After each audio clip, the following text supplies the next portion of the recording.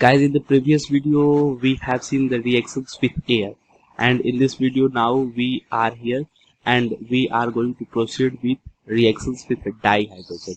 Guys, what does dihydrogen means? Okay. What does dihydrogen mean? Dihydrogen is basically H2 gas molecule. Dihydrogen is basically H2 gas molecule. H2 gas molecule, ठीक है। तो first point जो यहाँ पे लिखा हुआ है वो ये है कि ऑल अल्कली मेटल्स, सारे alkali metals reacts with H2 gas to form metal hydride. सारे अल्कली मेटल रिएक्ट करते हैं H2 गैस के साथ और क्या बनाते हैं? Metal hydride. मेटल हाइड्राइड का फॉर्म क्या हो गया गाइस? MH, ठीक है। और they are ionic compound and high melting point. और ये लोग जो होते हैं गाइस आयनिक कंपाउंड होते हैं जिसमें अपना अल्कली मेटल एक इलेक्ट्रॉन डोनेट करता है और वहीं अब हाइड्रोजन जो है एक इलेक्ट्रॉन एक्सेप्ट करता है और ये आयनिक कंपाउंड बनाते हैं। और आयनिक कंपाउंड होने की वजह से इनका मेल्टिंग पॉइंट भी गाइस बहुत हाई होता है, ठीक है। तो आपको पता है फॉर्मूला, अगर आयनिक कंपाउंड का फॉर्मूला अगर निकालना हो तो क्रिस क्रॉस मेथड से निकाल लेते हैं।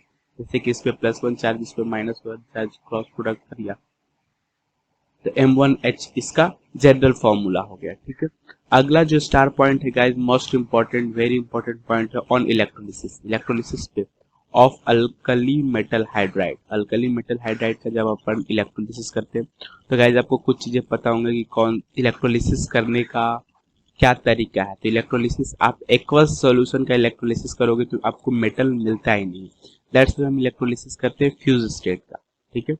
फ्यूज स्टेट मतलब क्या होता है गाइस? फ्यूज स्टेट मतलब होता है जैसे कि अल्कली मेटल हाइड्राइड है, इसका फ्यूज स्टेट का मतलब क्या है?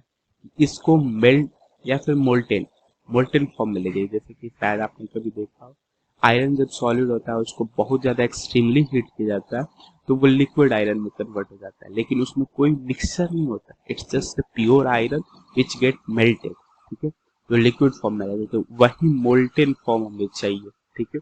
और उस मोल्टेन फ्यूज फॉर्म के साथ हम क्या कर रहे हैं? इलेक्ट्रोलिसिस कराएंगे, ठीक है। तो इलेक्ट्रोलिसिस करने के साथ हमारे पास क्या होगा? फ्यूज अल्कली हाइड्राइड है जो कि फ्यूज फॉर्म में है, इसका हमने इलेक्ट्रोलिसिस कराया। तो यहाँ पे हमने देखा कि मेटल M+ एंड H- टूट गया, ठीक है। अब भाई साहब इसमें कैथोड और एनोड होगा, इलेक्ट्रोलिसिस हो रहा है तो कैथोड पे क्या होता है गैस? रिडक्शन। और एनोड पे क्या होता है? ऑक्सीडेशन। तो अब रिडक्शन इसमें किसका होगा? मेटल का रिडक्शन होगा, जो कि रिड्यूस होकर कहाँ पे जाएगा? कैथोड पे अपना प्रोडक्ट बनाएगा, दैट इज मेटल डिपोजिट होगा। वहीं H- जो है अब इसका क्या होगा? ऑक्सीडेशन होगा। और ऑक्सीडेशन कहाँ होता है गाइस? एनोड पे। तो एनोड पे इसका ऑक्सीडेशन होगा और half of H2 gas liberate हो जाएगा कहाँ पे? एनोड से, ठीक है। तो एक ये बहुत इंटरेस्टिंग बात है, ठीक है, कि इसके इसके इलेक्ट्रोलिसिस में यानी मेटल हाइड्राइड के इलेक्ट्रोलिसिस में जो ऑक्सीजन गैस लिबरेट होता है गाइस वो कहाँ से होता है? एनोड से होता है। तो ये एक क्वेश्चन बनता है, ठीक है। अब यहाँ पे मैंने आपको बता दिया थोड़ा सा प्रोसीजर कि यहाँ पे क्या हो रहा है। जैसे कि M+ जो है मेटल का जो पॉजिटिव मोनो पॉजिटिव आयन बन रहा था वो क्या हो रहा है? एक इलेक्ट्रॉन क्या कर रहा है? गेन कर रहा है। और gain of electron is reduction. Gain करके मेटल बना रहा है जो कि कैथोड पे डिपोजिट हो रहा है। वहीं अपना H- लॉस ऑफ इलेक्ट्रॉन करके ऑक्सीडाइज कर रहा है और 1/2 H2 गैस लिबरेट कर रहा है एट एनोड, ठीक है। तब आप कुछ लोग कंफ्यूज होंगे कि एनोड और कैथोड पे रिडक्शन और ऑक्सीडेशन, ठीक है। तो इसके लिए एक फॉर्मूला बचपन से आपको इतना कंफ्यूजन तो नहीं होना चाहिए, बट अगर है तो बस एक सिंपल सा ट्रिक था यहाँ पे, that is red cat and ox, ठीक है। यानी कि रेड कैट एंड ऑक्स, यानी कि रेड कैट यानी कि रेड यानी रिडक्शन, कैट यानी कैथोड। तो रिडक्शन का होगा कैथोड पे और एन यानी एनोड और ऑक्स मतलब ऑक्सीडेशन। तो ऑक्सीडेशन का होगा गाइस एनोड पे, ठीक है। अब यहाँ पे एक स्टार पॉइंट है गाइस। स्टार पॉइंट क्या कह रहा है? कह रहा है कि metal hydride can give H2 gas. Metal hydride can H2 gas either. Metal hydride यानी कि अभी हम बात करें अल्कली मेटल हाइड्राइड की, MH, ठीक है। सॉरी, ये क्या कह रहा है? H2 गैस दे रहा है आइदर। कैसे कैसे देगा? इट गो इलेक्ट्रोलिसिस वाला प्रोसेस गाइस हमने देख लिया। इलेक्ट्रोलिसिस में जाने के बाद वो कैसे देता है, ठीक है, H2 गैस, ठीक है। और दूसरा जो है इट रिएक्ट्स विथ वाटर। अगर वाटर के साथ भी MH मेटल हाइड्राइड रिएक्ट करता है, ठीक है, तो क्या देता है? वाटर के साथ रिएक्शन करके भी H2 गैस देता है। यहाँ पे आप रिएक्शन देख लो, MH प्लस वाटर जो रिएक्ट किया, ये भाई साहब ने रिएक्ट किया और प्रोडक्ट में क्या बना, metal hydroxide plus hydrogen gas liberate हो गया। ठीक है, तो इन दो तरीकों से क्या कर सकता है, मेटल हाइड्राइड आपको H2 गैस प्रोवाइड कर सकता है। ठीक है, इज इट क्लियर? अब आते हैं रिएक्शंस विद हैलोजेंस, X2 यानी कि हैलोजन। ठीक है, रिएक्शंस विद हैलोजन का मतलब क्या है? ठीक है, तो X आपको पता है, X को रिप्रेजेंट हम लोग हैलोजन को हैलोजन्स को X से रिप्रेजेंट करते हैं, और हैलोजन्स में हम लोग क्लोरीन, ब्रोमीन, आयोडीन का भी जनरली बात करेंगे। क्लोरीन जो होता है वो हाईली रिएक्टिव हो जाता है, दैट्स राइट, थोड़ा डिफिकल्ट होता है बट उसको भी ले सकते हैं, कंसिडर कर सकते हैं। ठीक है, तो अगर पहला पॉइंट देखें तो they all react with X2, यानी दे यानी कौन, सारे के सारे अल्कली मेटल किसके साथ रिएक्ट करते हैं, X2 के साथ रिएक्ट करते हैं, to give compound of the form MX। Compound form किस फॉर्म का देते हैं, MX। सिमिलरली ये भी आयनिक होते हैं। ठीक है, और इनका भी अगर क्रिस क्रॉस मेथड से निकाले तो M पे प्लस में चार्ज होता है और X पे माइनस में चार्ज होता है। Cross method criss cross method से निकाले तो इसका भी मॉलिक्यूलर फॉर्मूला कुछ MX के फॉर्म में आएगा। यहाँ पे मैंने ये देखा, ठीक है, यहाँ पे मैंने आपको दिखा दिया। ओके, ठीक है, अब कुछ कंफ्यूजिंग बातें, कुछ स्टार पॉइंट जो आपको याद थोड़ी सी रखनी चाहिए। ठीक है, पहला मैं जो बात कह रहा हूँ कि एक्सेप्ट लिथियम हैलाइड, लिथियम के हैलाइड को छोड़ के rest all alkali metal halides are ionic in nature. ठीक है, तो इस पॉइंट से आप क्या समझे, इस पॉइंट से आप ये समझे कि भाई साहब लिथियम के सारे हैलाइड को छोड़ देना है और बाकी सारे अल्कली मेटल्स के जो हैलाइड होंगे वो आयनिक इन नेचर होंगे। बाकी सारे यानी क्या, sodium, potassium, rubidium and caesium, इन चारों के जो हैलाइड्स होंगे वो क्या होंगे, आयनिक इन नेचर होंगे। Got it? ठीक है, लेकिन मैं इसमें एक और चीज ऐड करवाऊंगा आपको। ठीक है, क्लियर है?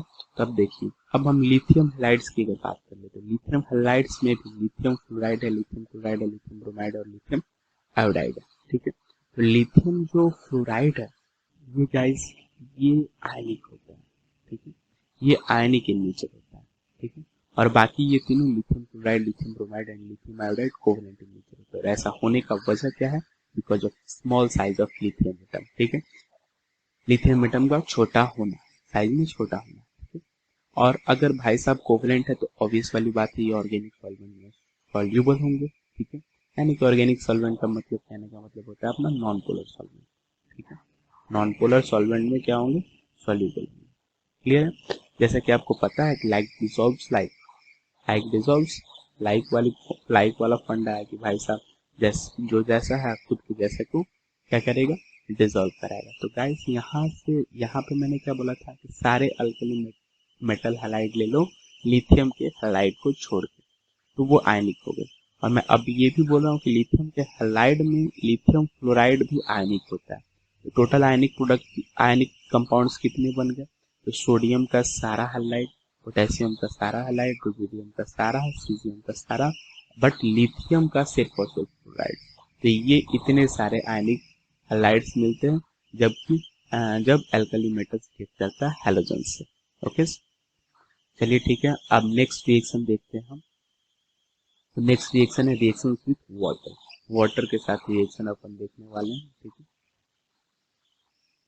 आइए देखते हैं। ठीक है, तो रिएक्शंस विथ वाटर में क्या कह रहा है, पहला जो पॉइंट है, पहला जो मोस्ट इंपॉर्टेंट पॉइंट है कि सारे के सारे ऑल अल्कली मेटल्स, सारे ऑल अल्कली मेटल्स जो होते हैं are highly reactive with water. Water के साथ ये लोग क्या होते हैं, हाईली रिएक्टिव होते हैं, इनका रिएक्टिविटी बहुत ज्यादा होता है।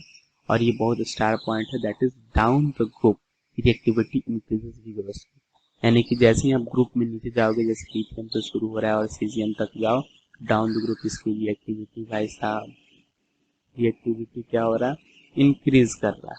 ठीक है, विगोरसली इंक्रीज कर रहा है। ठीक है, अगर अब इसके रिएक्शंस पे अपन फोकस करें थोड़ा सा, ठीक है, तो M अगर अल्कली मेटल है, ये वाटर के साथ रिएक्शन कर रहा है, MOH यानी कि मेटल हाइड्राइड, क्या बन रहा है, metal hydride, metal hydride plus half of H2, यानी कि प्लस हाफ ऑफ H2, तो हाफ ऑफ हाइड्रोजन गैस यहाँ से रिलीज हुआ। ठीक है, और ये जो रिएक्शन होता है इसका अगर डेल्टा एच की बात करें तो डेल्टा एच जो होता है हाईली निगेटिव होता है। निगेटिव होने का मतलब क्या होता है guys, the reaction is exothermic यानी वहां से हीट रिलीज होगा। और हाईली निगेटिव का मतलब क्या होता है, एक्सप्लोजन कैन टेक्स प्लेस यानी कि वहां पे विस्फोट भी हो सकता है। ठीक है, तो ये रिएक्शन आप लोग बचा के करिए, वैसे बहुत ज्यादा रिएक्टिव होता है। ठीक है, एक्सप्लोजन टेक्स प्लेस हो सकता है।